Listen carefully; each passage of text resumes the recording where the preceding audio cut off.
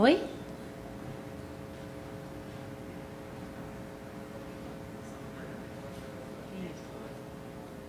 Elas vêm, depois eles, aí vocês aqui, ok?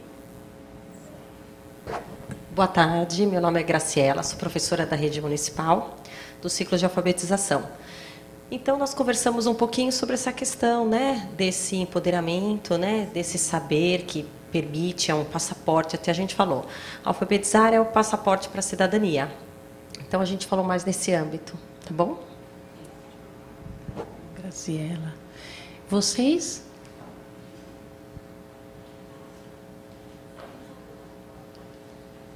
A alfabetização é o passaporte para a cidadania. Bom, boa tarde. O que a gente discutiu, na verdade, já foi contemplado em algumas falas dos colegas, então, para não ser redundante, eu vou sintetizar o que a gente concluiu do ensino da leitura e da escrita como algo imprescindível para o desenvolvimento da autonomia e que a gente acredita que o ensino da leitura e da escrita, principalmente na escola, que é o lugar de fala nosso e da colega que é da universidade, como o ensino de uma leitura de mundo, né? A importância de ensinar a ler o mundo e, a partir disso, ultrapassar um pouco essa coisa de decodificação de letras, né? A gente acredita na alfabetização como algo que vai além da decodificação das letras e que torne o aluno capaz de ler o mundo, ler a si mesmo dentro desse mundo e conseguir, então, se inserir, se tornando um cidadão. Eu não sei se eu consegui traduzir nas palavras que a gente disse, mas é mais ou menos isso. Muito bem, ótimo. Diga você, diga aqui no telefone, no microfone. Você fala aqui para poder gravar. Ah, uma coisa, gente, importante de dizer, que nós estamos sendo transmitidos online na TV Câmara, tá bem?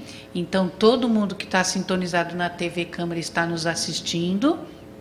E este vídeo fica disponível no site, tá bem? Então, se vocês quiserem depois recuperar, é muito fácil. É só entrar lá no site da Câmara, no portal da Câmara Municipal, e encontrar os vídeos. Não é uma coisa difícil, tá bom? E aí vocês também podem levar para o local de trabalho, para um grupo de formação, para poder também fazer a conversa lá nos locais de vocês, tá bem? Agora vamos passar para Kátia. Kátia.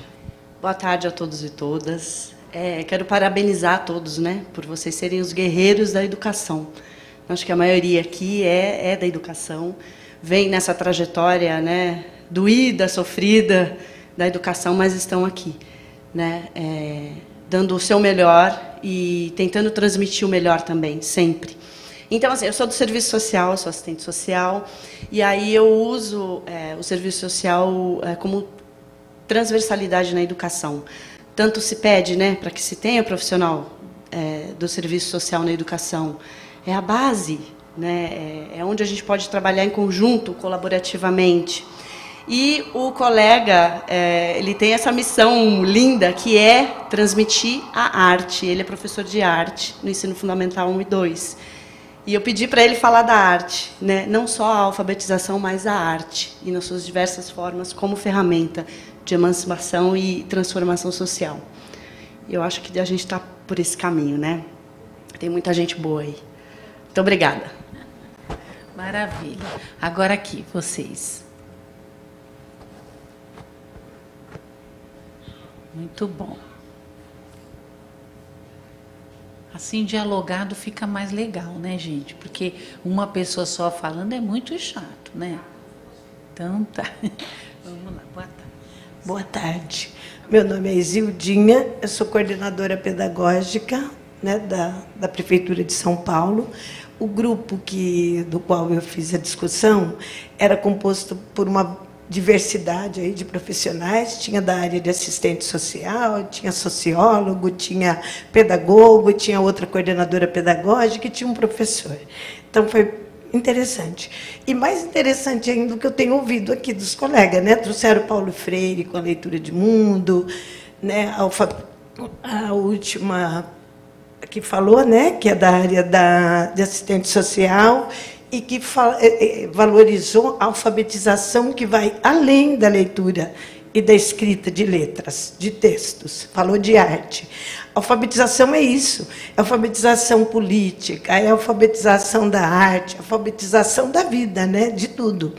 Então, na nossa discussão, abordamos aquilo que todos já abordaram, que é a alfabetização facilita o acesso, né? Essa alfabetização, falou-se aqui até, o aluno que não lê, né? Ele não lê, ele não decodifica, mas ele tem leitura de mundo, tá? Ele não é uma tábua rasa. Então, hoje se pensa, depois do Profa, como foi citado também aqui, e outras aí, né, situações de formação da nossa área, a gente foi percebendo realmente, porque eu sou uma história disso, eu fui alfabetizada pela Caminho Suave, tá? E essa Caminho Suave, olha, você não podia ter dificuldade para sair dela, né? Porque se tivesse, você ia repetir 3, 4 anos e desistir de estudar, né? Não tinha muitas opções. Olha como cresceu, como a gente viu coisas acontecendo na educação. Então, o grupo viu, como todos vocês, facilita o acesso, sabe, empodera o sujeito para as ações, para as escolhas, faz a pessoa fazer boas escolhas, né, com relação ao seu grupo cidadão, né, que vem da palavra cidade, né? Então ele movimenta socialmente, né, esse indivíduo. Então a alfabetização está totalmente ligada, sim, e todos os tipos de alfabetização, não é? Excelente, gente. Mais alguém? Mais alguém que gostaria de falar? Mais alguma coisa? Ok. Então, vocês vejam aqui que tudo que vocês falaram tem muito a ver com o que nós vamos ver nesses 3 dias. O que nós vamos fazer aqui é organizar essas falas de vocês no percurso histórico da educação, né? Então, aqui a gente falou da importância da leitura para além da decodificação de palavras, né, de letras. A gente falou que a alfabetização ela é um ingrediente importante na busca pela cidadania, né?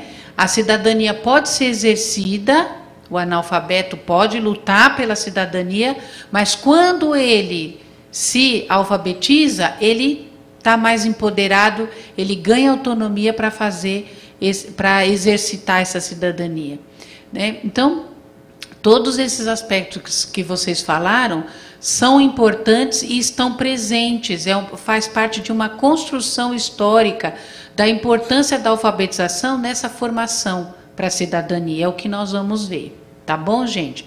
Então, hoje, a gente começa conversando sobre como veio essa discussão que vocês falaram aqui dos métodos de alfabetização. Por que quando a gente fala de alfabetização, a gente já logo pensa em método, pensa na cartilha, pensa em como essa pessoa vai aprender a decodificar ou ler palavras, letras, frases, textos, né? Então, nós vamos lá bem na gênese, como isso foi importante junto com a pauta da cidadania. Como é que começa essa discussão? Então, nós vamos olhar para isso. Hélio, você pode? A gente vai apagar aqui, porque eu vou usar aqui o telão para vocês irem acompanhando comigo.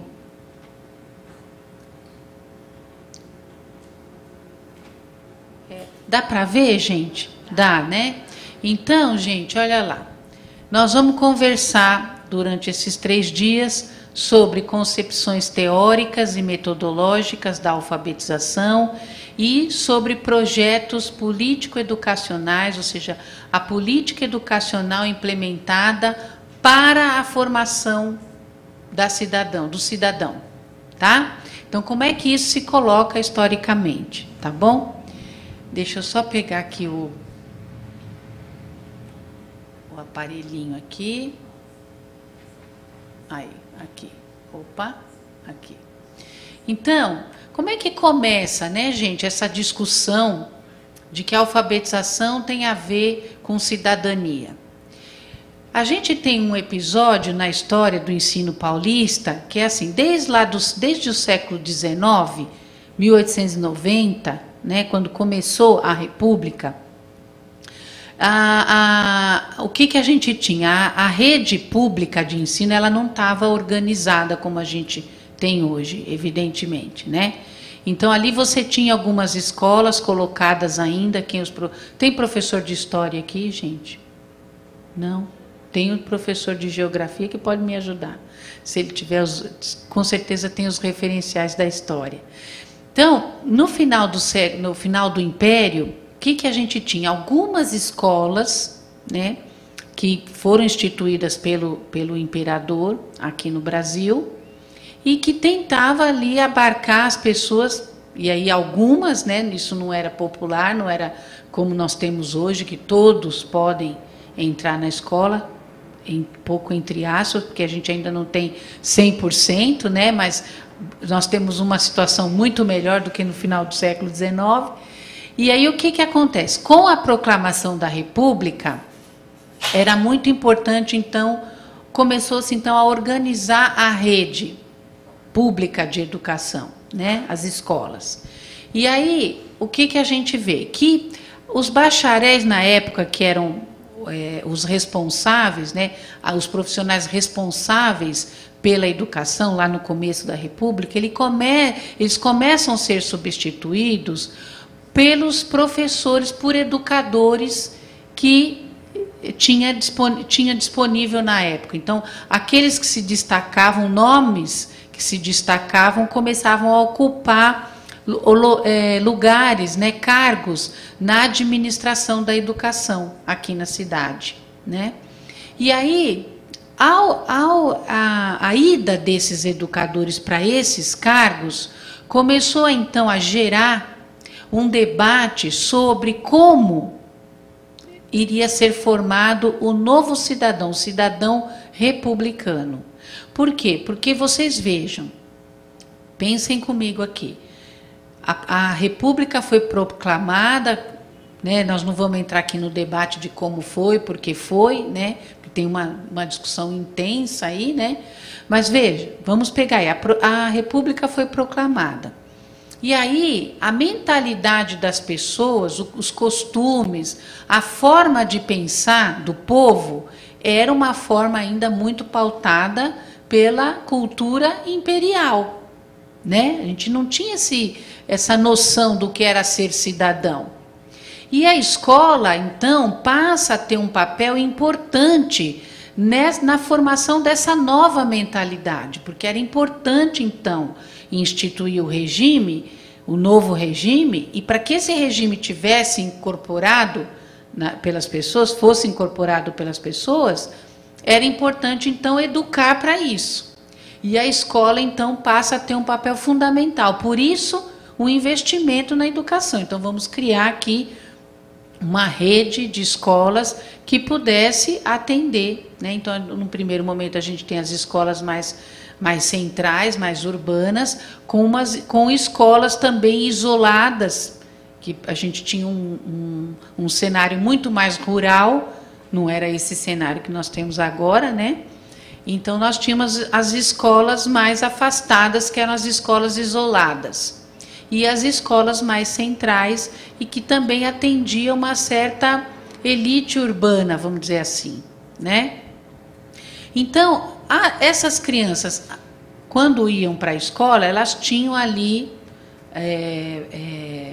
elas precisavam ser preparadas para se tornarem cidadãos e incorporarem essa nova mentalidade, essa nova forma de pensar, né? Esse corpo de condutas que era fundamental para o êxito do novo regime, o regime republicano, né? Então, pensando nisso, a gente então passa a olhar especificamente para a alfabetização. O que acontece? Os educadores, deixa eu só acompanhar ali com vocês. Os professores formados pela Escola Normal de São Paulo, que era a escola que formava professores na época, né? Isso final do século XIX, começo do XX, 1900, tá? Passam a ocupar cargos na administração educacional, substituindo os bacharéis, que eram eles os responsáveis, tá? eles assumem a função de normatizar a educação pública, tá? Então, eles passam a ter essa responsabilidade, e aí, ao assumirem esses cargos, eles protagonizam um debate, gente. Isso é muito importante aqui para a nossa discussão. Protagonizam um debate sobre métodos de ensino de leitura e escrita, disputando a legalização de suas propostas. Por quê? Porque para formar esse novo cidadão, era importante alfabetizar. Inclusive porque uma condição do voto era que a pessoa ela soubesse a ler e escrever. Tá? Então, era importante. Como na República o voto era uma condição mais alargada, não era total, mas era mais alargada, então era importante que essas pessoas soubessem ler e escrever, né? Então, eles começam a discutir, bom, se precisa ensinar a leitura e a escrita, qual é o melhor jeito de fazer isso, visando esta formação republicana, esta formação do cidadão republicano. Então, aí, gente, é que nasce esta relação aí forte entre cidadania e alfabetização, tá? Esse debate a gente pode encontrar numa fonte histórica, né, uma revista que circulou nesse momento, né, aqui na cidade de São Paulo, que se chamava Revista de Ensino. É como a revista Nova Escola, vocês conhecem a revista Nova Escola? Ela é bem popular, né? Vamos fazer aí, guardando as devidas diferenças, né? E não querendo comparar, mas fazendo um paralelo. Era uma revista que tinha uma circulação entre os professores na época, tá? E era uma revista publicada pelo órgão da Associação Beneficente do Professorado Público Paulista. Então, nessa revista, a gente tinha lá todos os assuntos que interessavam aos educadores. E essa discussão da alfabetização aparece bastante lá. Principalmente o debate acerca de qual é o melhor método para formar o cidadão republicano. Então, vejam que aí você já tem uma relação estabelecida muito direta entre alfabetização e cidadania. Tá? Então, ler e escrever para ser cidadão. Tá bom, gente? E aí vocês vejam lá, ó, que esse debate foi travado e foi mostrando assim, ó. Bom, nós temos vários grupos que estão fazendo esse debate.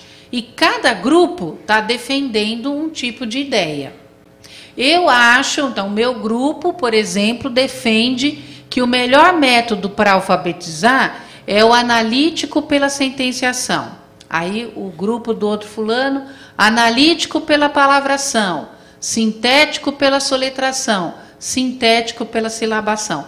Alguém aqui sabe me dizer o que são esses métodos? Quem é da pedagogia, quem está estudando, quem é professor? Quem que poderia explicar? Ah, vem, gente, vem para a gente... quem é coordenador pedagógico, quem tá na escola trabalhando com alfabetização, sabe dizer. Quem vem? Vem alguém. Vem, gente.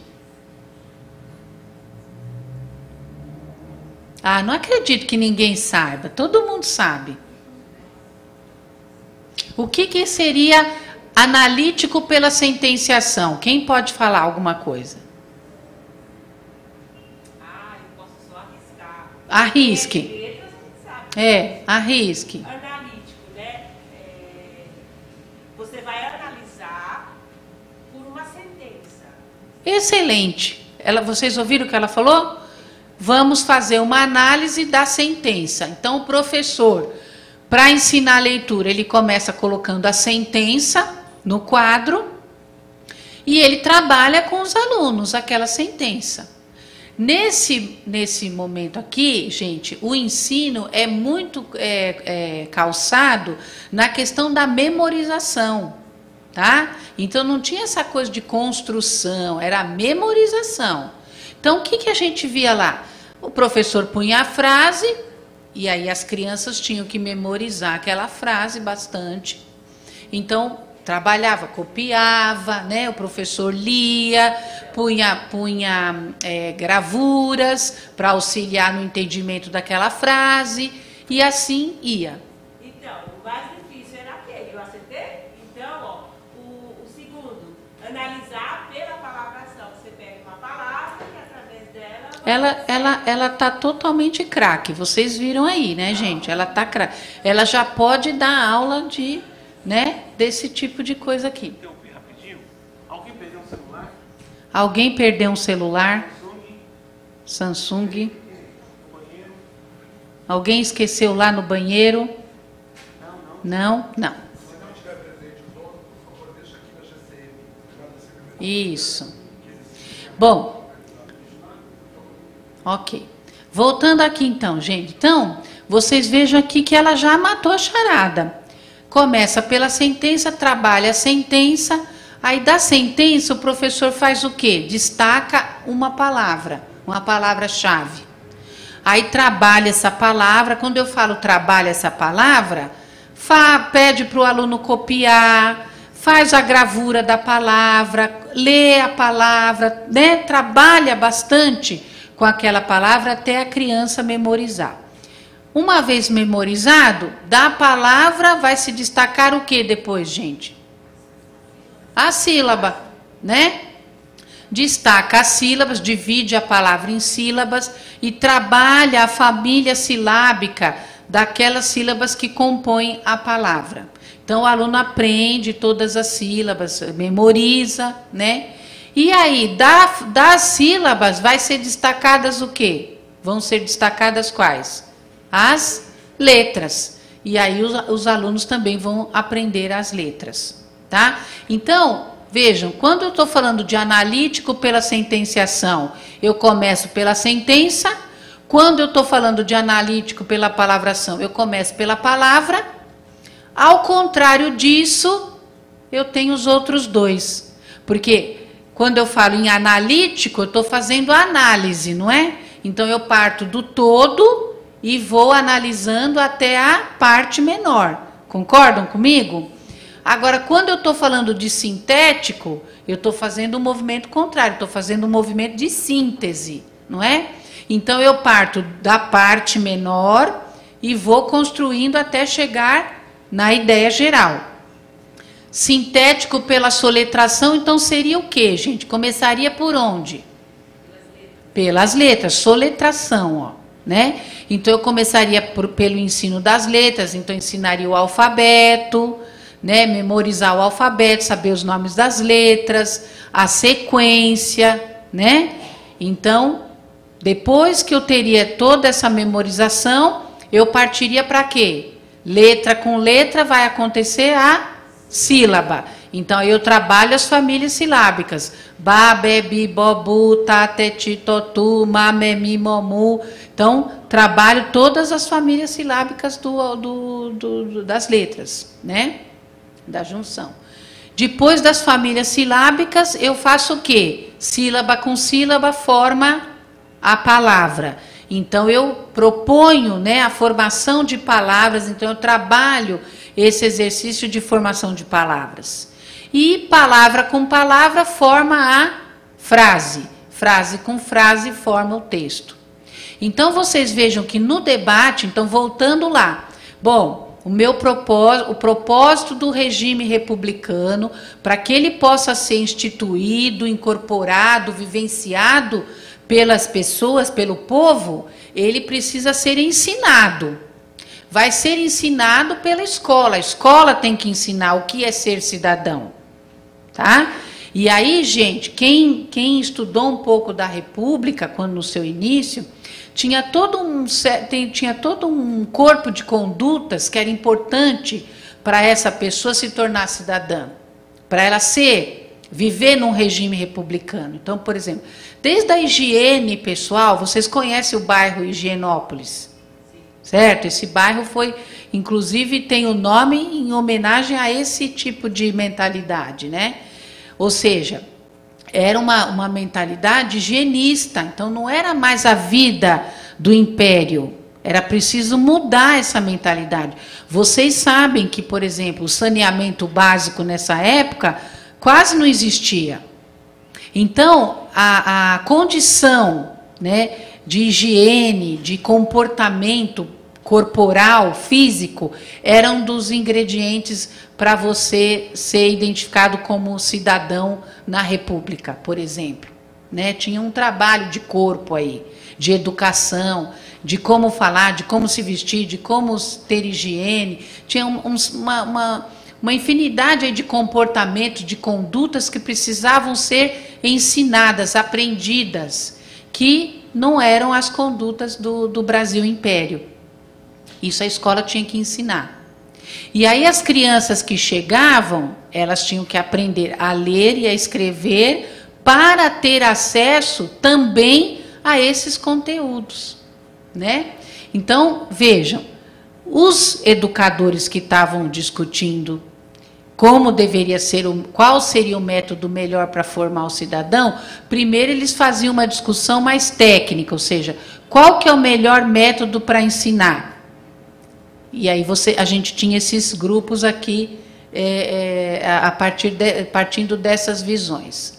Mas, gente, como é que então se travou esse debate? Quais eram a configuração do debate e o que isso tem a ver com a cidadania? Vejam, deixa eu só dar uma olhadinha aqui no horário, para eu não cansar muito vocês. Gente, se ficar muito cansativo, vocês vão me apontando isso. Falar, deixa eu falar um pouco. E vem aqui. Primeiro, quais são os personagens desse debate? Porque a gente tem estão debatendo, então quem está debatendo?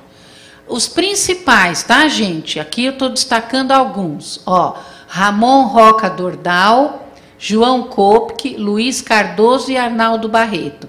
Esses educadores são ilustres, quer dizer, tem livros escritos sobre eles, artigos, são pessoas importantes aí que vale a pena vocês depois conferirem e verificarem quem foram essas pessoas. Eles apresentaram os argumentos que mostram para nós por que cada um defendia um tipo de método e o que isso tem a ver com a cidadania, tá? Então vamos olhar para isso. Ó, Ramon Roca Dordal dizia o quê? Eu vou ler para vocês, esse é um trecho da própria fala dele, né, da argumentação dele. Então vocês acompanhem a leitura comigo, olha. Mas, atualmente, mesmo durante muito tempo, será possível a aplicação do método analítico de palavração apresentado por Kopke? Ou seja, ele já está debatendo, vocês estão entendendo, né? Ele está conversando, essa é uma fala que ele está conversando com o João Kopke, ele está respondendo, tá? Mas, atualmente, mesmo durante muito tempo, será possível a aplicação do método analítico pela palavração apresentado por Kopke nas escolas públicas? Não. Nas escolas públicas não será isto possível tão cedo, pela única razão de que nelas o ensino não pode ser individual, caso em que esse método satisfaz completamente. E mesmo porque todos os professores não possuem essa aptidão especial que faça de cada um deles um desenhista notável e um metodizador emérito. O primeiro livro de leitura, pois, há de ser ilustrado, há de conter figuras, desenhos nítidos e elegantes de objetos, animais e coisas que a criança conheça ou precise conhecer. A cartilha que não tiver desenhos deve, sem mais discussão, ser posta de lado. Não corresponde mais às necessidades do ensino moderno, não pode ser aceita mais por um mestre progressista. Então, vocês vejam aí que ele está dizendo, olha, esse método do Kopke não serve por essas razões. E aí ele vai apresentando como que a cartilha tem que se organizar, tem que ser, tá? Aí vocês vejam que curioso, né? Tem um menininho ali nascendo do ovo. O que vocês acham disso, gente? Quando eu vi isso, eu falei, gente, como é que é isso, né? Um menino que nasce do ovo. Pensem bem nisso. E depois você tem lá o vovô. Essa coisa de vovô para ensinar leitura e escrita é tradicional, né, gente? Toda vez tem vovô, vovó, vovô viu a uva, esse tipo de coisa, né? A uva, que não podia deixar de existir, o ovo e a ave. E aí ali a silabação, né? Vá, vé, vi, vai, viu, voa, vão. Aí, ó, reparem o texto. Isso, nós vamos pensar que isso aqui está acontecendo, gente, comecinho do século XX, 1900, tá? É bem no comecinho da República. Eu vi a ave voa, vovô vê a ave, viva o vovô, a Eva vê a uva, vovô viu o ovo? Viu, e eu vi a ave. O Ivo é viúvo? É, o Ivo é viúvo. Vejam só que legal, né?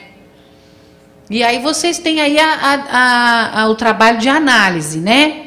As famílias silábicas de um lado, né? Ó, a ave, o ovo, a uva. Aí tá separadinho ali. Aí tem as colunas, né? Vê, vá, vi, vou, vai, veio, voa, né?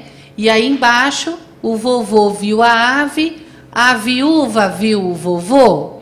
Então, né? Vocês vejam aí que é um trabalho intenso com na verdade tem o texto, mas a pauta sonora, né? Ela está muito densa aí, né? A coisa da família silábica, de identificar, né? A vá, vé, vi, vó, vovô, né? Tá? E aí, por fim, o texto, que aí é uma historieta, né? Na época eles chamavam de historieta. Então, ó, a vaca, a cadeira, o cortiço.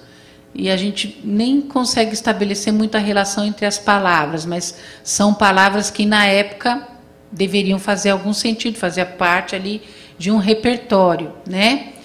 Reparem na gravura ao lado. Carlos sentou-se no toco de pau e ali com a navalha começou a cortar uma cabaça para pôr o leite da sua boa vaca. A vaca está ao pé dele. Ele saía do curral para ir pastar, mas vendo o menino, a vaca, ela saía do curral para ir pastar, mas vendo o menino, parou e veio para vê-lo trabalhar. Ela é muito camarada de Carlos. Olhem só onde ficou o chapéu de Carlos, no chão, encostado ao toco. Não sei se Carlos poderá concluir a sua tarefa. Está ameaçando chuva, e os corvos, descendo apressados das árvores, anunciam a sua breve chegada. Carlos terá de pular a cerca para voltar mais depressa para casa. Então, esse já era um texto para quem já tivesse adiantado naqueles exercícios anteriores, tá? E vocês percebem que o conteúdo do texto é um conteúdo ainda que traz muito cenário rural, né? Porque era o cenário predominante na época, tá? Vejam, gente, aí ele conclui dizendo o seguinte: é a primeira página que, sem saltos, sem abandonar o caminho encetado, sem sacrificar o método, apresento a primeira gravura ao lado, desejando convencer o aluno de que ele sabe ler uma pequena história. Aí, apesar de não dispor ainda de todas as letras do alfabeto, permita-se-me a modéstia. A historieta apresentada e em face da gravura não é inferior às contidas em qualquer livro de leitura. Consegui meu objetivo. O pequeno estudante acredita que já sabe ler. Atingi assim um fim importante. Tornei o ensino agradável sem sacrificar o método. Então aqui ele está defendendo, né, essa visão dele, tá? Mas, gente, ele com esse artigo, né, com esse palavrório todo, ele começa o debate. Ele fala: bom, convido todo mundo a fazer a avaliação sobre o que eu falei e vamos conversar sobre. Então, o debate é deflagrado a partir das considerações dele. E aí o João Kopke, porque ele estava discutindo com o João Kopke, responde para ele, diz: olha, eu não disse, né, que era preciso que o professor soubesse desenhar. O professor pode sim se valer de gravuras para começar o ensino, mas não é desse jeito que você está falando, né? É do meu jeito. Olha aqui o meu jeito. Eu digo o seguinte, ó. Eu apresento a mesma lição com outro tipo de texto. O mesmo menininho lá nascendo do ovo, o vovô viu a uva, as uvas, mas veja, está pequeno, dá para ler daí? Não, né, gente? Não dá? Eu vou ler rapidinho, olha, aqui está um menino, chama-se Vivi, nasceu agora mesmo, ainda está no ovo. Olha o texto, gente. Vocês já viram alguém nascer do ovo? Como é que pode, né? Então, veja bem, o menino, olha que, e que menino gordinho, e que menino forte, não tem frio, está nu, já está fazendo uma saúde ao vovô. O vovô está aqui ao lado, vovô tem um copo na mão e está com o copo no ar e diz, viva o vovô. E o vovô é velhinho, anda de bengala, e assim vai. Ele vai colocando ali as frasezinhas. Então, ele apresenta de uma outra forma, ou seja, não é pela palavração, aqui seria pela sentenciação, pela apresentação do texto. Tá? E aí ele vai mostrando, né, vai escrevendo mais sobre, olha, não, o passarinho está olhando para as uvas, daqui a pouco ele pula e bica algum bago, né? E assim vai. Bom, depois desse texto construído do Kopke, né, ele vai polemizar, vai dizer, olha, sim, esta forma com a que eu estou apresentando é a mais adequada, porque tem um texto envolvido que dá mais sentido às figuras, né? Ele coloca lá, olha, finalmente fazer destacar na sílaba pela emissão lenta os fonemas, mas primeiro começa da apresentação do texto, o destaque das palavras, e assim vai prosseguindo a análise, tá? Tudo bem até aí, gente? Ninguém está com sono ainda não, né? Então tá bom. Então, aí um outro sujeito entra na parada para fazer essa conversa. Não é nada disso que vocês estão falando, é outro jeito de ensinar. O cidadão republicano não vai ser cidadão desse jeito, é de outro jeito, que é o tal de Luiz Cardoso. E esse Luiz Cardoso diz o seguinte, gente, ó, ensino da leitura elementar consiste em análise empírica dos elementos dos vocábulos orais, vá, uva, asa, já, vejo, fava, ceva, roxo. O verdadeiro ponto de partida no ensino da leitura consiste em considerar as formas gráficas das palavras como símbolos de ideias. Então, olha aqui que ele faz. Vocês, quem sabe explicar aqui agora os professores de português, de letras, o que é uma interjeição? Cadê os professores de letras? As interjeições. O que são as interjeições? Ah, vocês não estão com sono, ainda bem. Outra. Oh, que palestra legal essa que eu estou tendo. E alguém completa aí, gente. Perdi a hora. Enfim, né? Olha, são exclamações que as pessoas fazem, né? Olha, ele coloca todas as vogais ali, gente. Ah, o Ivo é viúvo. O Ivo é viúvo. A resposta, como vemos, nada mais é que a segunda voz nominal. I, O, U. Então, ele usa as interjeições para começar a ensinar a leitura, ou seja, pela soletração. Ele está defendendo aí a soletração.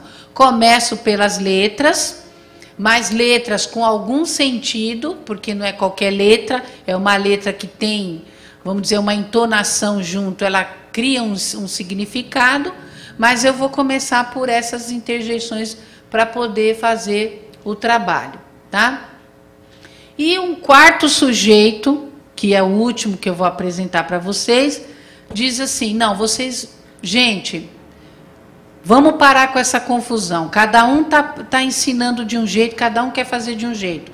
Não, eu proponho que a gente faça aí uma união, que nós nos unamos, né, e pare com essa discussão. Olha, vamos dar uma olhadinha aqui no argumento que ele traz. De modo geral, o que tem até hoje mantido o desacordo, isolando elementos favoráveis ao almejado fim, é justamente esse, de que cada um não quer ceder o que de menos existe no carrancismo do método sintético e o que de mais persiste no método analítico, considerado, está visto, em relação à língua portuguesa. No meio termo está, a nosso ver, né, é que está a verdade. Isto é, se uns concederem iniciar-se o primeiro ensino da leitura pelas sentenças, auxiliando-se esse início com estampas e sugestivas, e outros admitirem que em cada lição haja um fonema que lhe seja a base, ou por assim dizer, o seu pivô, é que em subsequentes lições se decomponham as sentenças em palavras e essas em seus elementos, como exige a natureza da nossa língua materna, para nós repetirmos, o problema atualmente se resolve. Ou seja, um cede daqui, outro cede dali, e a gente organiza o ensino.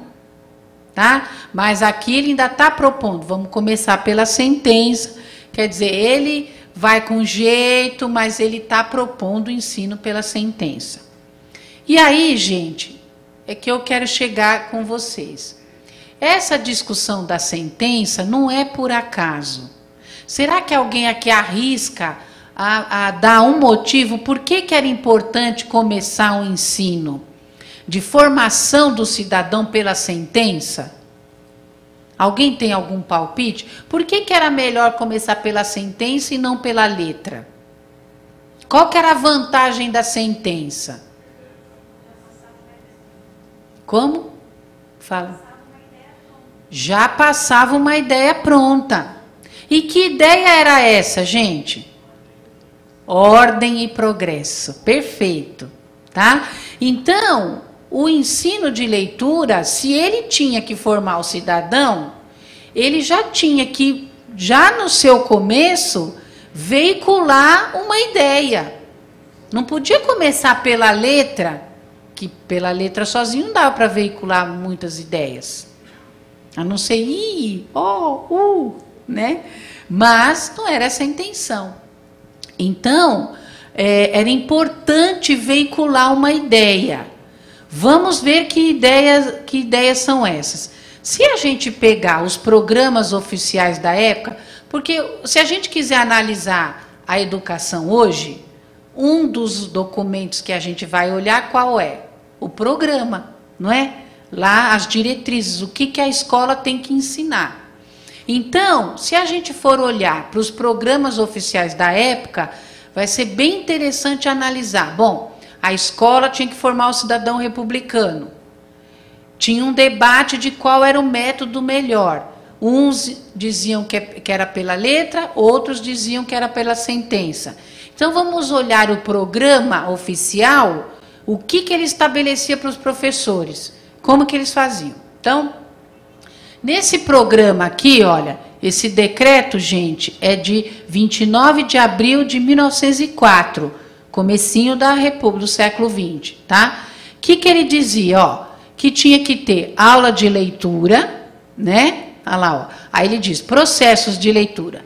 Quer seja empregado o processo de silabação, quer seja empregado o processo de palavração, o professor tem que se esforçar em obter dos alunos a maior expressão, a melhor naturalidade na sua leitura, né?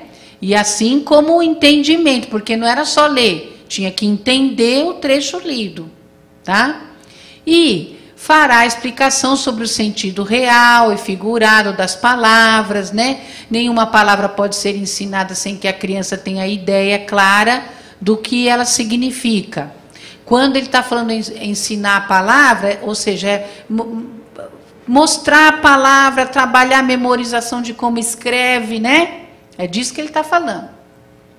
Então, baseado nesse processo, o programa qual que era? Olha, palavras e o que elas representam. Sons e letras, sentenças formadas de palavras familiares, conexão com a pronúncia, livro apropriado, a idade, né? Sinais de pontuação. Esse era o programa de ensino, né? De leitura. E as lições auxiliares. Cópia de pequenas sentenças do livro de leitura, formação de palavras com cartões de letras. Tá? E aí, gente, tinha aula de linguagem, né? O processo. Aí vocês vejam o que está escrito lá. Despertar a atenção da classe para fatos instrutivos e morais. Corrigir os defeitos da pronúncia e os vícios de linguagem. Palestras sobre diversas disciplinas para o desenvolvimento da linguagem. Sentenças sobre coisas que as crianças usam, vestem, comem, nome de animais, de coisas, cópias de nomes de animais e coisas. O que a gente percebe aí já no comecinho do século? O que é introduzido aí nessas sentenças, nesse texto que está sendo trabalhado? Já querem passar valores. Isso, olha lá.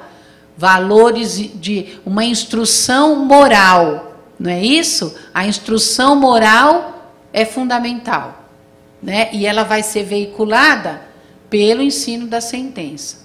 Aula de caligrafia, que era importante para ter uma letra bonita, organizada, legível, né? Cópia de letras, palavras, algarismos arábicos e romanos, sentenças dos livros de leitura. Então, vocês percebem que o professor tinha que dar a sentença e o aluno tinha que copiar, e ali ele tinha que exercitar a caligrafia também, né? Além do entendimento da palavra, a memorização da sentença e tudo mais. Né? Então, tinha que dar exercícios, exercícios rápidos para escrever, palavras, e aí ensinar a postura de se escrever, como que senta, como que pega no lápis, qual é a direção para escrever. Então, tinha tudo isso, né, para dar conta. E, finalmente, a indicação da instrução moral e cívica. Então, vocês percebem, gente, que era oficial. Tinha que trabalhar, o professor tinha que trabalhar esses conteúdos. Então, olha, a instrução moral é ensinada principalmente pelo exemplo. Vejam como isso nos parece distante hoje. Em algum nível, nem tão distante, porque eu acho que o professor ele tem essa questão de dizer, olha, eu sou a referência na sala de aula. Então, se eu não me comportar bem, como posso ensinar meus alunos um bom comportamento? Né? Mas aí a gente tem que entender o que é comportar-se bem, o que é bom comportamento, e isso está muito ligado à cultura da época, né? Cada época tem uma forma de entender isso, né? Então, vamos ver aqui. Vejam lá, olha, é ensinada principalmente pelo exemplo. A disciplina deve ser um grande auxiliar. A vida escolar deve ser o seu principal assunto. Então, formas de se comportar na escola, como se dirigir ao professor, como se dirigir aos colegas, tudo isso era conteúdos veiculados, tinham que ser ensinados, tá? E o programa? Não tem um programa específico. Constitui o assunto de lições de linguagem. Trechos morais, trechos cívicos, adágios populares, pequenas poesias e historietas, que falam desses conteúdos morais, tá? Então, vocês vejam que até hoje a gente tem, assim, esses trechos, né? Esses trechos morais que seguem até hoje. Eu acho que quem tem um pouco... Não, quem é um jovem de 50 anos hoje, né, lembra bem da educação que teve na escola, geralmente escola pública, né?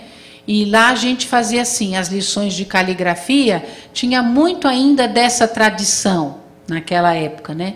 Então eu me lembro que minha professora dava lições assim para a gente, para escrever no caderno de caligrafia. Deus ajuda quem cedo madruga. Vocês tiveram isso, gente? Ou foi só... Você, olha, ela tem 23 anos, é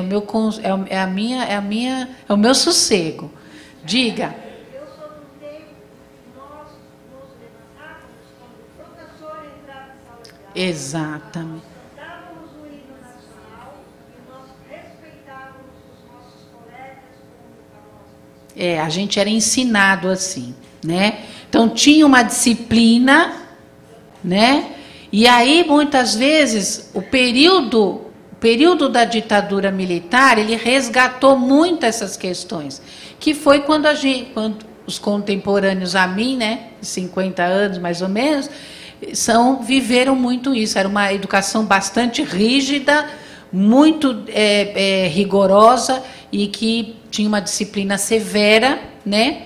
E aí a gente tinha essas práticas. Então, Deus ajuda quem cedo madruga. Como é que era assim? Quem não... tinha vários, gente. Eu não vou falar não, que vocês vão achar que eu sou muito vovozinha. Não vai dar. Deixa para lá, deixa para lá. Então, olha só. Tinham vários, né? Várias frases para veicular esses conteúdos, tá?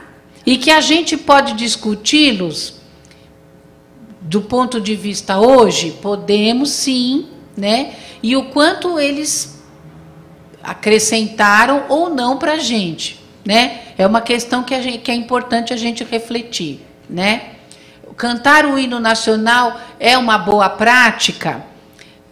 Depende, vamos pensar, sim, mas em que contexto e quais motivos, né? Por que a gente vai fazer isso? Então, temos que discutir bastante para a gente não cair na simplicidade, no simplório, né? De dizer, olha, isso não presta, isso não serve, ou isso é muito bom, tinha que voltar, né?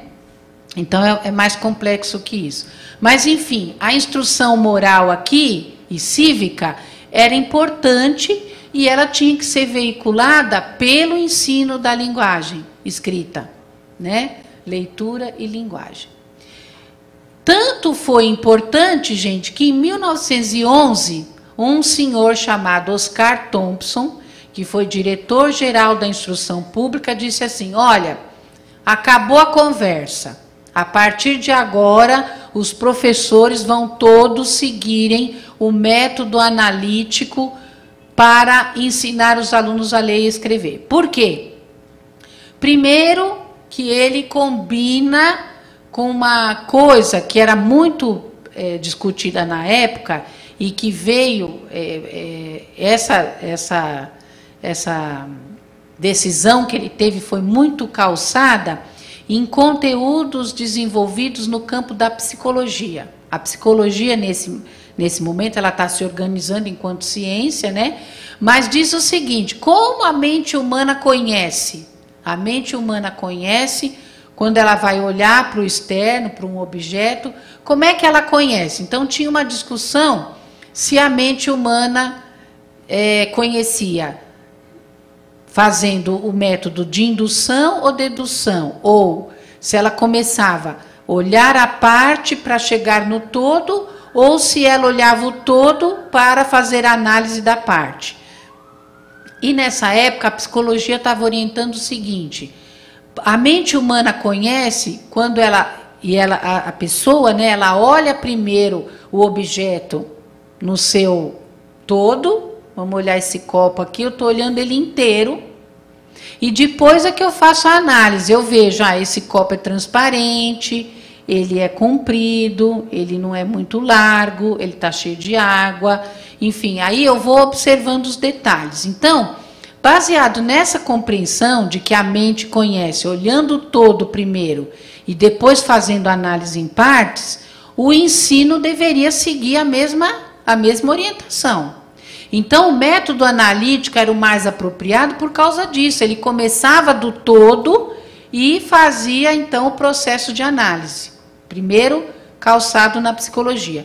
E segundo argumento, de que, e aí era um argumento não mais científico, mas ideológico, né, de que, pelo método analítico, eu poderia veicular as ideias que me interessam.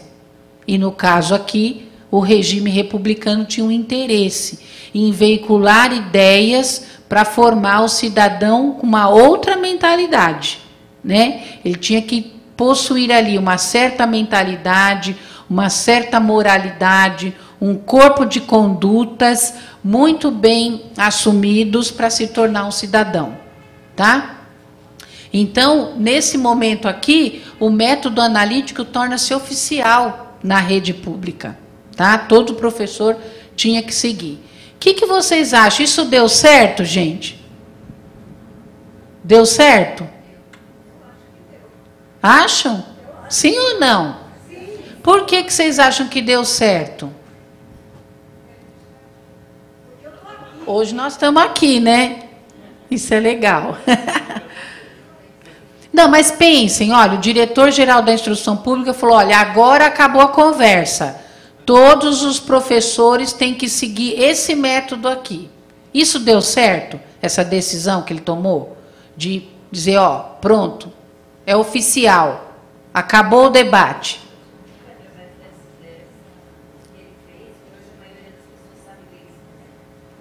Vocês acham? Eu acho que perdurou, durante décadas, séculos, décadas, só a bem pouco tempo é que surgiram metodologias alternativas. Surgiu o Paulo Freire e outros pensadores. Mas até então, a imposição, as pessoas eram formadas assim. Vocês acham que a imposição deu certo? Não. Por quê?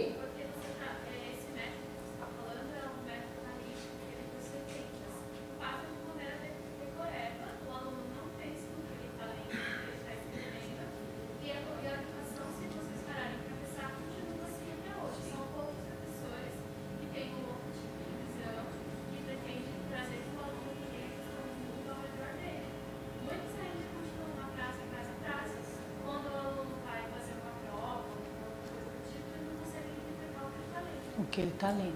E se eu fosse perguntar assim, fala você primeiro.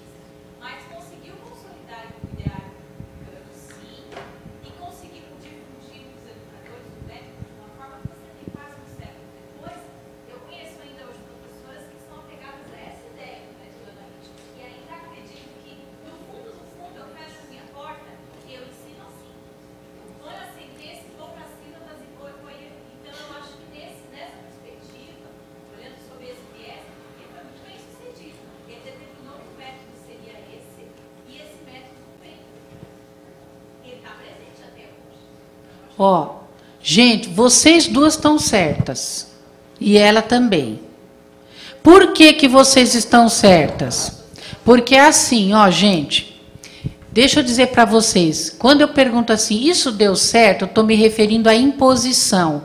A maneira de dizer assim, olha, isso aqui está imposto e agora todo mundo tem que seguir. Do ponto de vista da imposição e de querer que um grande grupo de educadores seguissem uma ideia fixada, né? Deu certo? Não, não deu certo.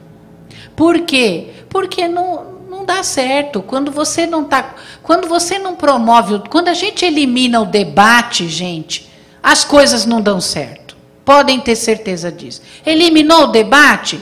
É autoritário? Acabou, não tem como, né? É ruim, né? Para a democracia é péssimo a falta de debate.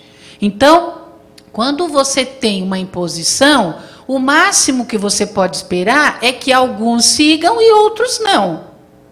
E principalmente no meio educacional, porque o professor, né, e aí é uma questão de princípio, tem liberdade de cátedra. Então, quando ele entra na sua sala de aula, ele vai ensinar conforme aquilo que ele considera adequado e importante e correto. Então, quando o professor ia para a sua sala de aula, que método analítico que eu vou ensinar do jeito que eu sei, que é assim, assim, assim. Então, muitos misturavam, outros seguiam, outros que não acreditavam não seguiam. Virou uma confusão, né? Porque, assim, o debate continuou, gente, né? Ainda que oficialmente ele é silenciado. Ó, não tem acordo, agora vai ser por aqui, pronto. Mas o argumento dela está correto. Ela colocou assim, não funciona porque esse método desconsidera a questão da compreensão, da construção da escrita, que hoje nós já temos notícias a partir das teses da Emília Ferreira e da Ana Teberoski, né? Do processo de como a criança constrói a compreensão do sistema de escrita. Então, baseado nessa notícia que nós temos, nós sabemos... Nós podemos defender de que esse método não é um bom método, porque ele não vai trabalhar com a perspectiva da construção dessa compreensão. Mas isso é hoje, né? Nós não podemos ser anacrônicos, ou seja, a gente não pode analisar os procedimentos de lá com olhos de hoje. A gente tem que tentar se transportar para lá e verificar as condições de lá. Mas eu entendo o que você falou e é importante essa sua colocação, sim. E a sua é muito importante também. Por quê? Se nós temos uma tradição, se nós temos a permanência desse método até hoje, significa que a pretensão aqui do Oscar Thompson foi forte, foi conseguida. Ela atingiu o objetivo em algum nível. Porque essa discussão se manteve. Ela criou uma tradição entre os professores alfabetizadores. Então, é verdade também o que você fala. Olha, não vamos menosprezar essa atitude, porque esses métodos, essa discussão metodológica, ela permanece entre nós, que trabalhamos com alfabetização. Ela está aí. Então, não dá para a gente ignorar, né? Então, eu acho que os argumentos, eles são válidos, sim. Então, o que acontece? Esse método, essa pretensão do Oscar Thompson, ela foi bastante, né, contundente, oficializou o método de leitura analítico, mas ele não se colocou na prática, porque uns seguiam, outros não, e assim iam, né? Isso aqui eu já falei. Então, gente, ó, o que a gente vê aí, né? Uma importante relação entre o debate que os defensores dos diferentes métodos fazem, junto com uma relação importante que existe aí entre uma disputa de projetos diferenciados de república. Vejam, essas pessoas que estavam discutindo qual era o melhor método de formar o cidadão republicano, eles não estavam só discutindo método de ensinar a ler e escrever. Eles estavam discutindo projetos de sociedade. E isso é importante, porque se você ensina de um jeito, você está pretendendo um objetivo. Se você ensina de outro, você também está alcançando um outro objetivo. Vocês concordam comigo? Então, que exemplos a gente podia levantar desse tipo de coisa? Diferentes formas de ensinar um mesmo conteúdo que vão chegar em coisas diferentes. O que vocês poderiam me dizer? Vamos conversar um pouquinho sobre isso? Porque isso é fundamental. Eu queria que vocês tirassem 5 minutinhos para vocês pensarem. Um conteúdo que a gente possa ensinar na escola e que, dependendo do jeito que eu ensino, eu chego aqui num objetivo e desse jeito eu chego em outro objetivo. Conversem aí um pouquinho, 5 minutos.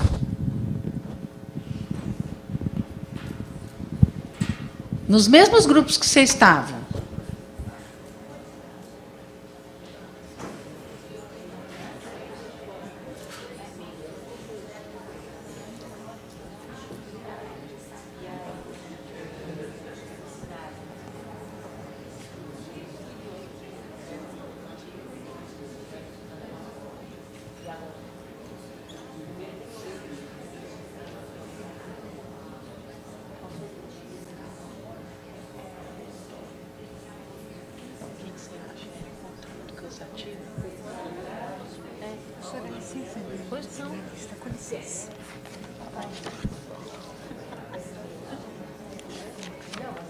Você é da rede municipal ou não? Eu sou conselheira de saúde. Não. Então você não é da rede municipal de ensino. Qual é teu nome? Ah, não Qual é sou. teu nome? Márcia Groeninho. Pronto? Eu fiz a inscrição. Não? Mais 3 minutinhos.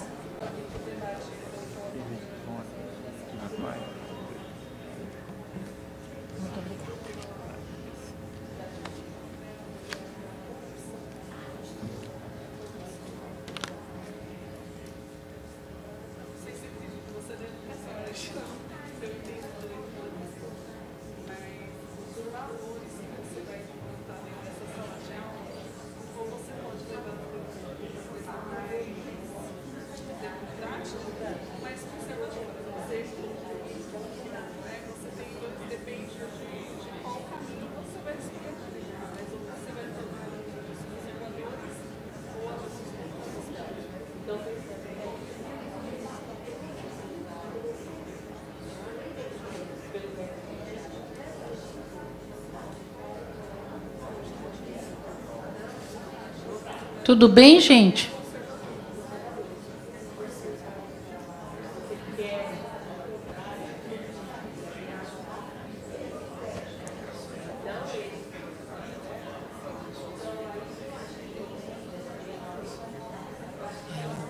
Talvez a gente acabe um pouco antes.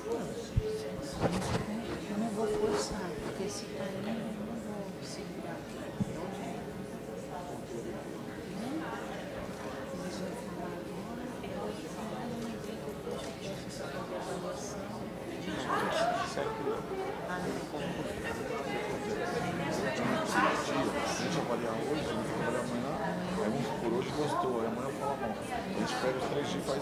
Beleza. Tá ótimo. Eu também achava que era muito.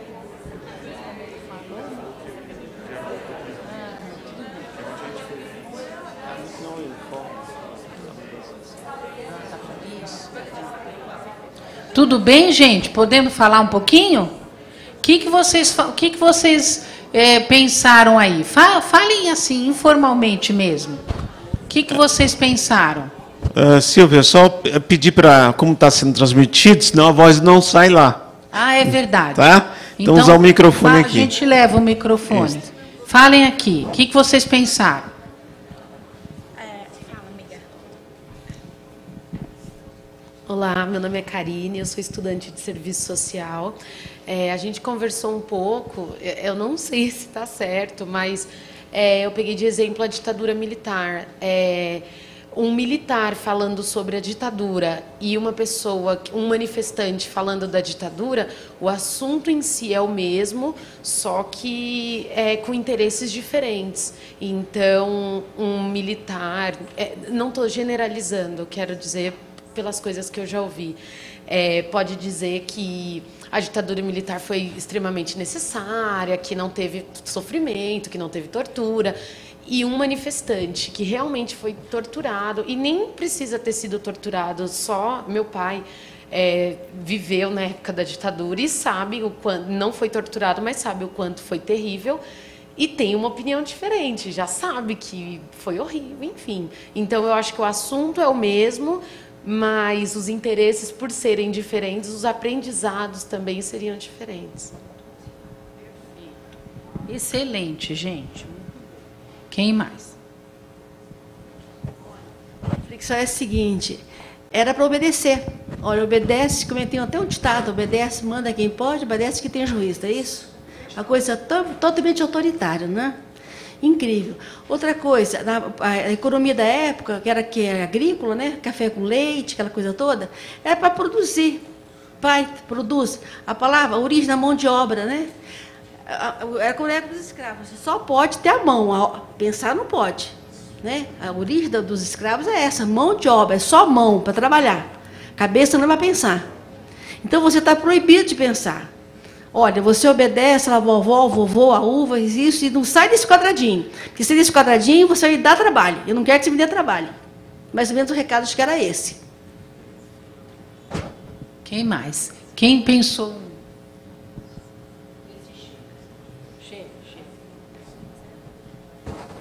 O assunto que nós pensamos foi o hino nacional, que no meu ensino fundamental eu era obrigado a cantar todas as quartas-feiras. Hoje não tem mais, ainda bem, mas no caso você pode estudar a letra do hino nacional, falar sobre povo, sobre nação, sobre território. Quem se formou primeiro, se foi o povo, se foi a nação.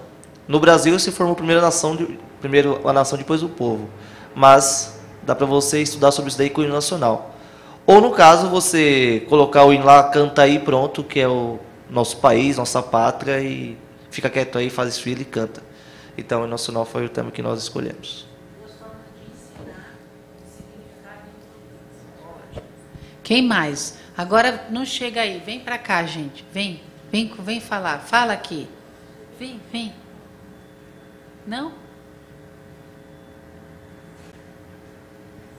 Quem mais? Aqui.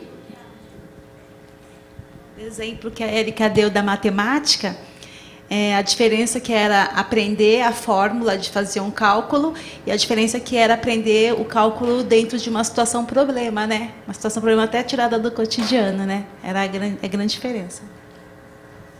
Alguém mais? Muito bom. Alguém mais tem algum exemplo? Sim, aqui. Então, eu comentei aqui que o posicionamento, eu não sou da área da educação, tá? Sou de serviço social também. Mas eu entendo que o posicionamento desse profissional dentro da sala de aula pode levar a formação de um cidadão para um lado mais conservador ou para um lado mais democrático, né? Depende do posicionamento do profissional dentro da sala de aula, da ideologia dele, do que ele vai trazer para esses alunos. Isso mesmo. Ainda sobre a obediência, veja só, a mulher tinha que obedecer ao marido. O aluno obedecer o professor. O patrão mandava. Na sociedade, tinha que obedecer o padre. O padre mandava na cidade pequena, eu sou do interior. Era incrível como é que nós tínhamos que obedecer o padre. O padre era o ditador. O padre, quando brigava com o prefeito, era um problema sério, porque quem mandava mais? O prefeito era um democrata, queria fazer opção de coisas que o padre não concordava. Então, essa obediência, ela é muito nefasta. Ela tem que ser realmente refletida, debatida. Tem que obedecer, mas com alguns critérios, né? Regras, discutida, combinada, acordada, etc. Não é verdade? Muito bem. Então, nós estamos percebendo aqui que, dependendo do que você pensa e qual é o objetivo que você quer atingir, um conteúdo pode servir para objetivos diferentes, né? Então, qual que é o paralelo que eu estou propondo a gente fazer? Exatamente isso. Quando os educadores estavam discutindo qual era o melhor método para se formar o cidadão republicano, eles estavam diretamente discutindo projetos diferenciados de república, como a sociedade republicana deveria ser, deveria se constituir, né? E vocês vejam aí como a alfabetização era um instrumento importante para viabilizar esse conteúdo, né? Essa mentalidade, essa moralidade, essa conduta, né, que eles queriam tanto imprimir. Então, essas duas questões, elas estavam muito ligadas, tá? Ideais de modernidade, cientificidade, urbanidade deveriam ser imprimidos no imaginário popular, substituindo velhos valores e possibilitando assim uma vida compatível com as exigências da República recém-proclamada. Tá? Então era uma maneira de incutir, de viabilizar novos conteúdos diferentes daqueles velhos para formar esse cidadão. Tá? Aí eu uso as palavras de um historiador muito importante. Você quer falar?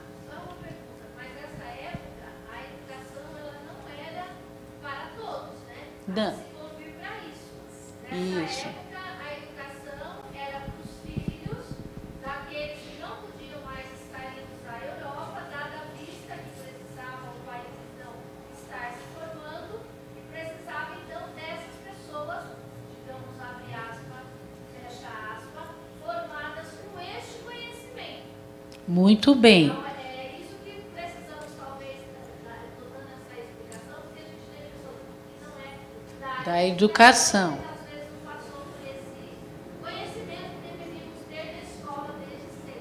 Muito bem. Como que é seu nome? Genice. A Genice falou uma coisa fundamental. Todo mundo escutou, gente? Importantíssimo a gente entender que essa escola não era para todos, né? Era uma parcela da sociedade que tinha condição de frequentar, que exatamente ela falou, aqueles que não podiam sair, né? Isso. Exatamente. Então, aqui é bem no início, né? E essa escola não era a escola aberta para todos. Ainda hoje a gente não conseguiu, né, ser, né, aberta para todos. A gente ainda tem gente fora da escola, né?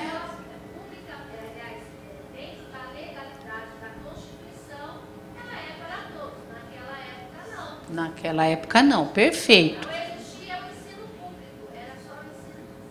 Isso, exatamente. Então, essa escola, a gente sabe, ela atendia alguns. Tudo bem, gente? Então, eu faço valer aqui as palavras de um grande historiador muito importante aí para analisar esse período, que se chama José Murilo de Carvalho. Não sei se vocês conhecem, quem é mais da área deve já ter ouvido falar do José Murilo de Carvalho. Ele estudou bastante o início, o período inicial da República, né? E ele diz o seguinte, eu queria que vocês acompanhassem essa leitura comigo, que ela fecha o nosso pensamento aqui.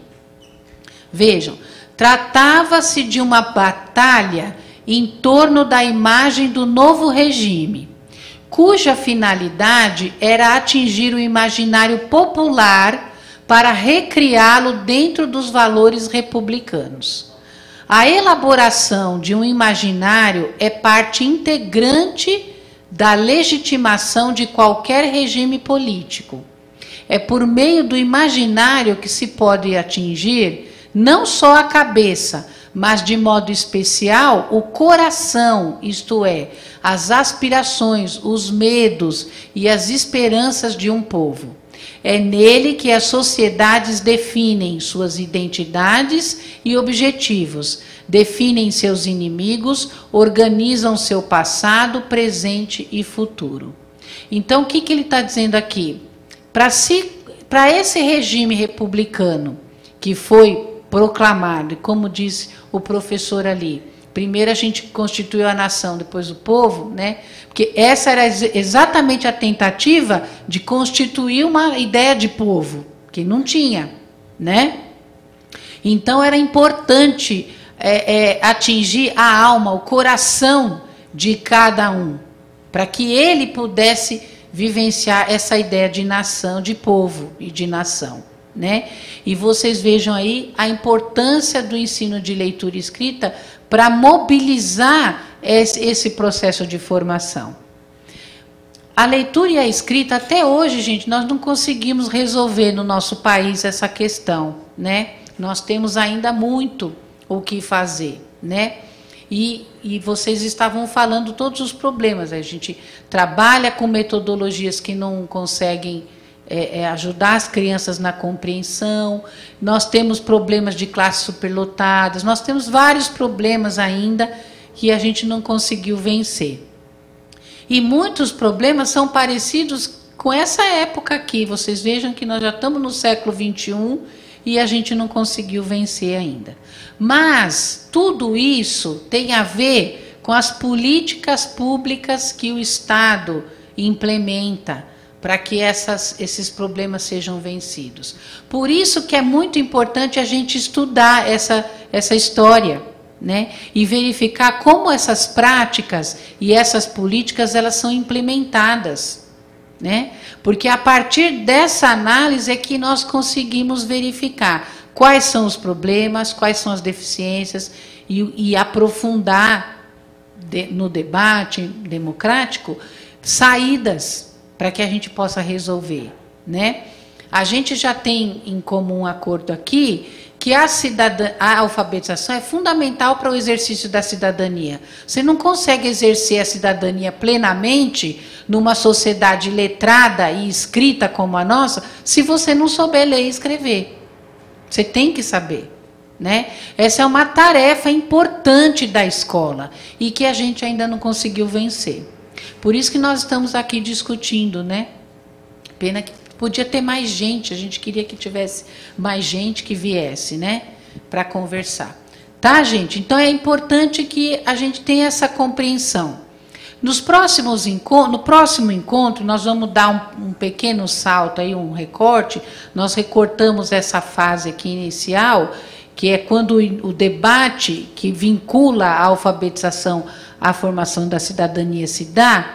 Mas aí no próximo encontro nós vamos dar um pequeno salto e a gente vai para as políticas de alfabetização implementadas no período militar, né? Então, que práticas, que políticas foram defendidas naquele período? E quais eram os objetivos e como essa questão da cidadania aparecia naquele momento? Aquele momento para nós é muito especial porque ele está mais próximo de nós, né? A gente ainda tem uma memória bastante viva ainda daquele período, né? Muita gente se alfabetizou naquele período, outros não, são mais jovens, estão mais contemporâneos, mas tem muita gente ainda daqui que se alfabetizou naquele período e ainda tem, já pode dar depoimentos daquela época. Então nós vamos analisar que práticas eram essas e como que elas promoviam ou intencionavam promover exercício de cidadania, formação de cidadão. Tá bom? Alguém queria fazer uma breve assim, fala do que vocês acharam desse primeiro, essa primeira exposição, essa primeira conversa que nós tivemos, que eu prefiro falar que foi conversa do que exposição, mas o que vocês acham? Deu para entender? Como é que a gente poderia resumir em poucas palavras o encontro aqui hoje? Vamos lá, gente, vai. Pode acender, pode acender. Ó, vamos passar aqui. Eu achei ótimo, me senti assim super bem. É um encontro mesmo, um debate, né? Que até me deu vontade de falar duas coisinhas assim.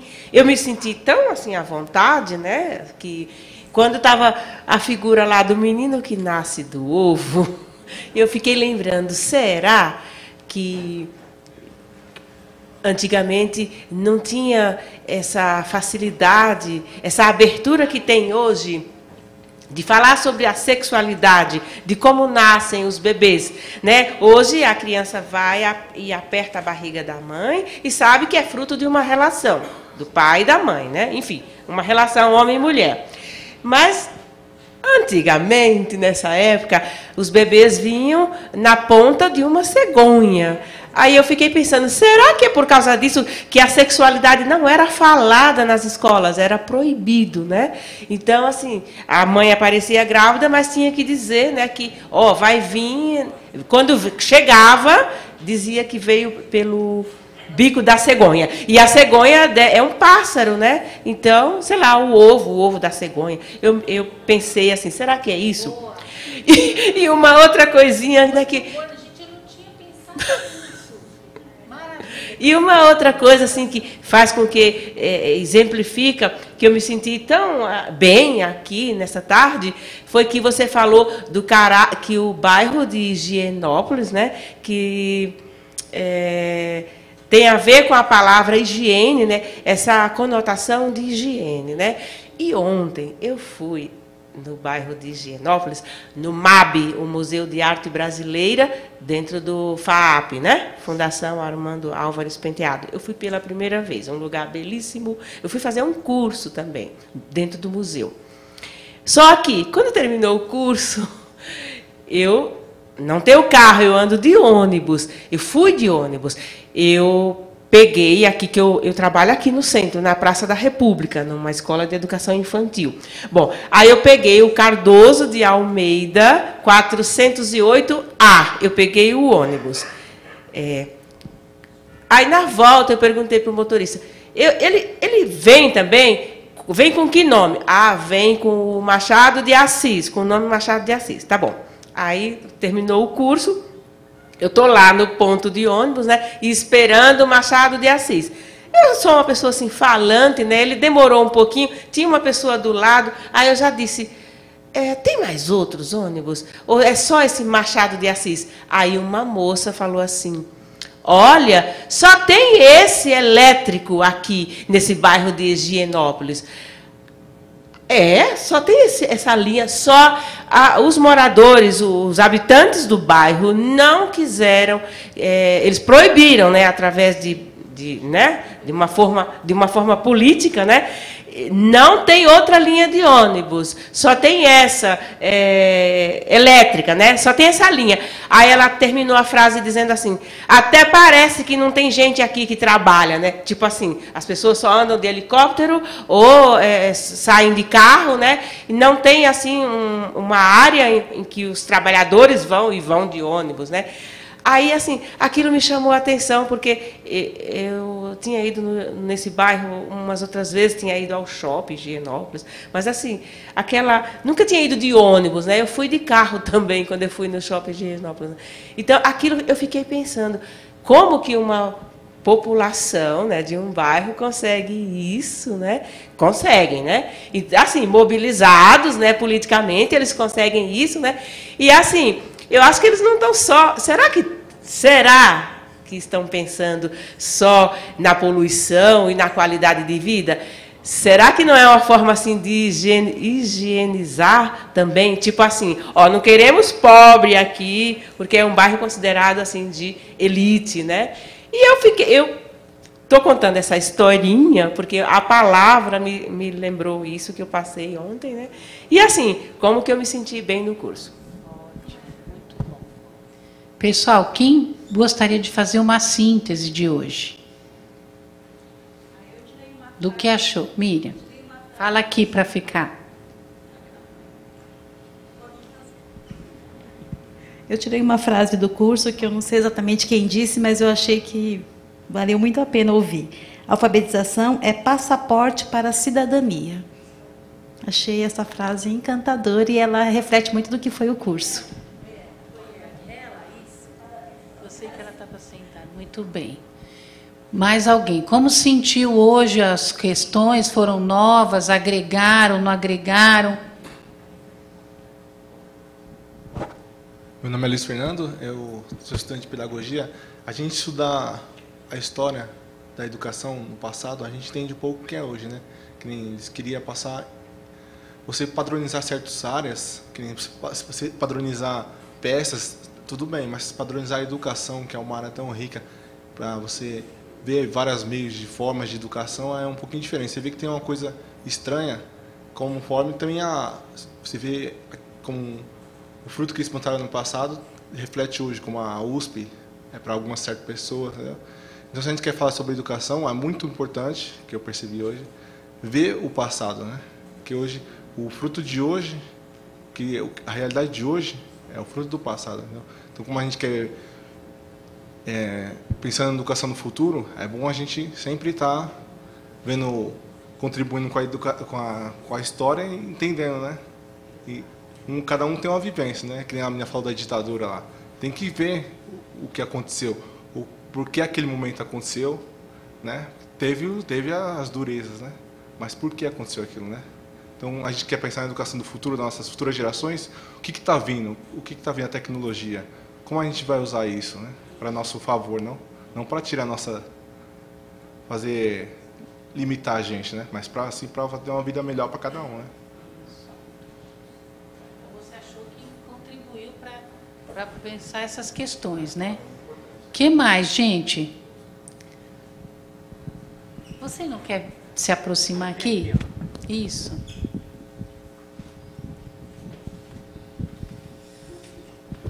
Não, eu pensei mais do lado um pouco político, né? Quando a gente vê que a alfabetização está ligado a passar a ideia de uma república, a gente pensa que também essa desconstrução hoje é feita de modo mais complexo.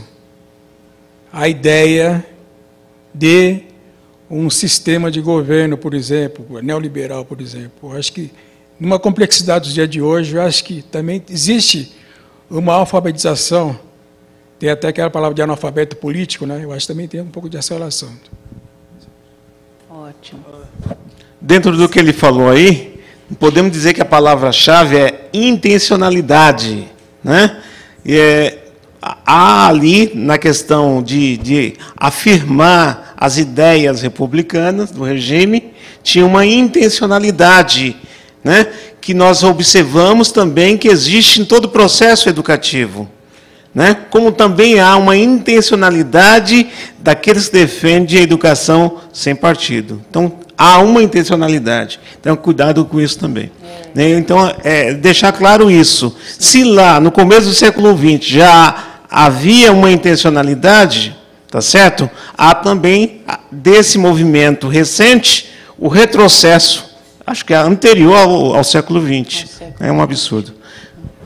É a colega que quer falar, né? Ela é. Eu passo para ela aqui. São 100 anos de educação, não? 1904, mais de 100 anos. O que eu pensei foi muito bom. Por quê? Porque a gente pode analisar os erros também desses 100 anos.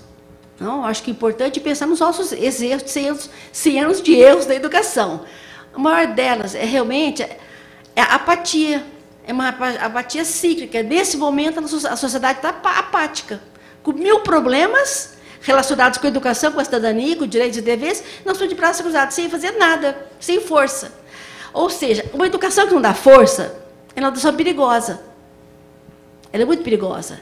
Então, essa que eu deixo como reflexão é isso. Por que nós ficamos tão apáticos em 100 anos? Passa um ciclo, deu uma bordoada, a gente abaixa a cabeça. Vem outro ciclo, outra bordoada, abaixa a cabeça. 30, 64, depois veio o Collor, agora vem o impeachment, né? E vem essa desestruturação toda. E nós estamos quietinhos, porque nós não temos realmente educação suficiente para levantar e dizer, pô, não é por aí. Eu acho que essa educação fatiada, ela não foi boa, ela não foi global. Ok. Esqueci o nome. Não, apesar de nós ter visto aqui já o período republicano, né, da República Velha, mas mesmo assim já era uma educação autoritária, mesmo no período pós-monarquia. Mas mesmo vindo de cima para baixo, essas diretrizes, mas eu creio que a educação é um campo que é muito disputado. Não tem como você ditar uma regra e todos devem seguir. Eu acho que há várias correntes dentro da educação, dentro da sala de aula, a própria liberdade de cátedra. Então, o professor ainda tem a autonomia. Então, acho que não devemos sair daqui tristes, né? Apesar do Brasil ter mais um de autoritarismo do que de democracia, mas acho que nós, como professores, educadores, assistentes sociais, nós temos que mostrar que tem um mundo democrático para nossos alunos, que é possível lutar por um ambiente diferente. Então, a educação tem que ser disputada. Haja vista que nós tivemos em 2013 o Plano Nacional de Educação, que foi muito discutida. Temos uma onda conservadora agora, mas não vai ser tão fácil, nem o campo nem de cá nem de lá ganhar, vai ser uma disputa grande também. Então, eu acho que nós temos que discutir sempre lutar, não deixar um campo vencer autoritariamente, mas sim no campo da democracia, no diálogo.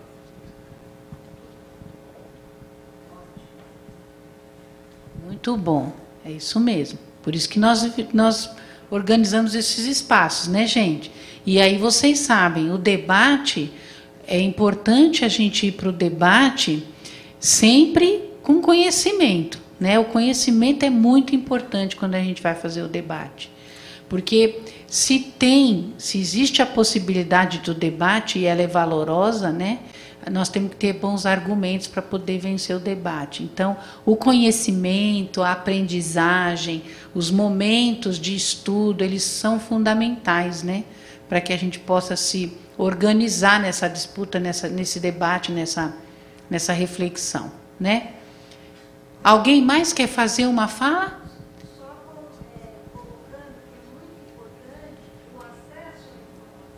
Isso. O conhecimento é fundamental, mas eu acho que precisa ter um melhor acesso à informação e também considerar agora que se fala tanto de direitos das pessoas com deficiência, se respeitar as diferenças para que se leve a informação de maneira ampla a todos. Todos têm que ter informação. E isso precisa trabalhar essas diferenças para que todos, de fato, absorvam. Muito bem. Por falar nisso, mas eu tenho uma pergunta para fazer para vocês antes de encerrar. Mais alguém quer falar a impressão que teve do encontro? Meu nome é Sara, sou estudante de serviço social e eu quis dizer a princípio que eu adorei todo o conteúdo aqui explicado para a gente. Para mim foi bastante coisa nova. E essa questão da educação é uma questão que a gente bate muito na tecla, até preso para o nosso TCC, essa questão histórica de todo o processo de alfabetização, e a gente vê essa discriminação de desigualdade de educação para todos, e a gente tem um tema de sistema carcerário como TCC, e a gente sempre usa esse princípio da educação como a chave principal para vários argumentos e elementos que a gente tem. E eu estou esperando os próximos encontros para a gente ter mais elementos, para a gente poder argumentar bem essa nossa tese. E eu adorei. Voltando na questão da síntese que você mencionou, uma síntese do que a gente viu hoje seria mais ou menos que havia um projeto de sociedade, certos conteúdos que eles achavam importantes, e isso gerou um debate de quais os métodos seriam aqueles para chegar nesse projeto de sociedade. Eu acho que seria uma síntese do que a gente viu hoje. Alguém mais? Excelente. Alguém mais, gente? Posso entender, então, que assim, esse conteúdo agregou para nós, né? Ótimo. Então, isso já, de forma mais crítica, né? Isso mesmo. Então, eu não quis cansar muito vocês, porque essa discussão, exposição, né? E falar dos fatos históricos quando a gente está falando, eu tenho algumas experiências de cansar muito a plateia, então a ideia não era cansar vocês, mas que bom que a gente atingiu um nível de conversa bem gostosa, bem tranquila. Podem esperar para o próximo, então, esse período, nós vamos falar desse próximo período, que é a alfabetização como política pública no período militar, né? Se alguém quiser dar uma olhada, trazer contribuições também para falar aqui, seria ótimo, se alguém tiver tempo, para a gente promover de novo essa conversa que nós fizemos hoje. Tá? Uma coisa, antes de encerrar, que eu queria perguntar para vocês é o seguinte: como vocês ficaram sabendo deste curso, deste processo aqui de formação, que nós estamos chamando de jornada de formação? Como vocês ficaram sabendo? Vamos pensar assim, pelo Diário Oficial, quem soube? Uma pessoa, pelo Diário Oficial.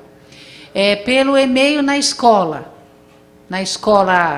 quem está ligado à escola e recebeu um e-mail. Vocês receberam um e-mail da direção, é isso, escolar? O coordenador passou. Quem recebeu na escola a informação? Ou via e-mail, ou via coordenação? Levanta bem a mão, só para eu ver quem. Na escola. Tá. Outro veio. Quem soube no site da escola do parlamento? Tá. Comentou na escola. Uhum. Ele falou do site. Toda a informação que eu tive foi no site. Certo. Outro veículo de informação por Facebook, pela escola, Facebook da escola, do parlamento. Ah, a escola divulgou via e-mail. Tá. Vai passando de um para um. Tá bom. Então, o mais importante foi o WhatsApp, Facebook o e-mail e o e-mail da escola, né? Da escola. Tá. E os amigos indicaram também. Ótimo. Tá bom. É que a gente tinha pelo menos eu tinha uma ideia de que o Diário Oficial fosse mais eficiente. E não, né? Mas vocês sabem que no Diário Oficial já foi mais eficiente? Porque na escola tem alguém que lê o Diário Oficial todos os dias. Tá? Nas escolas que eu trabalhei, a pessoa lia todos os dias e punha a informação num livro, você ficava sabendo, né?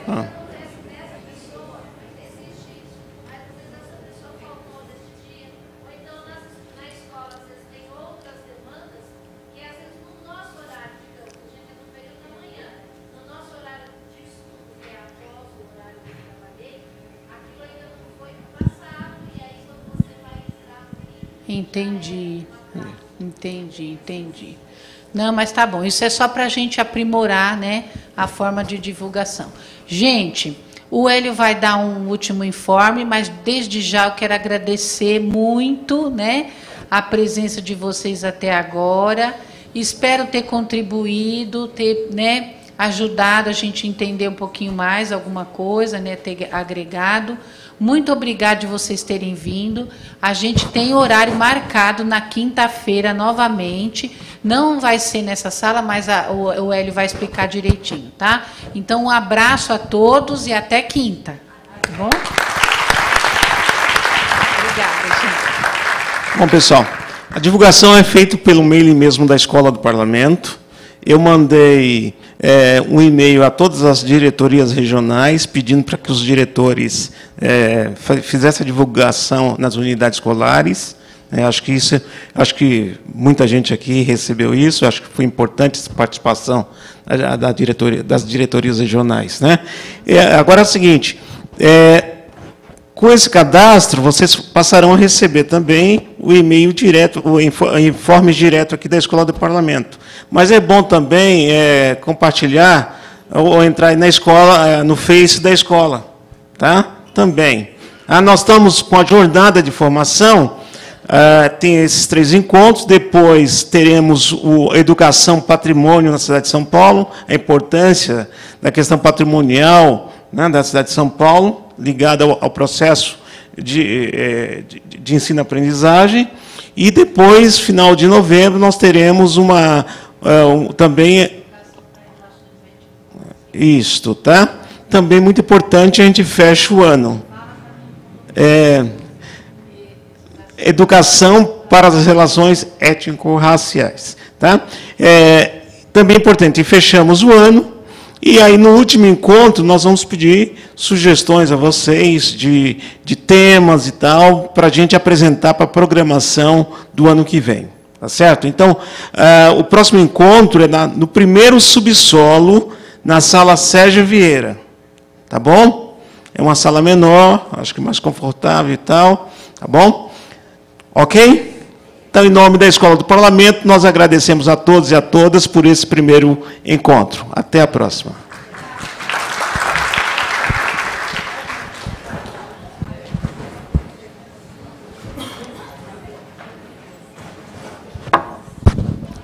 Quem não assinou a lista de presença, por gentileza, aqui à frente.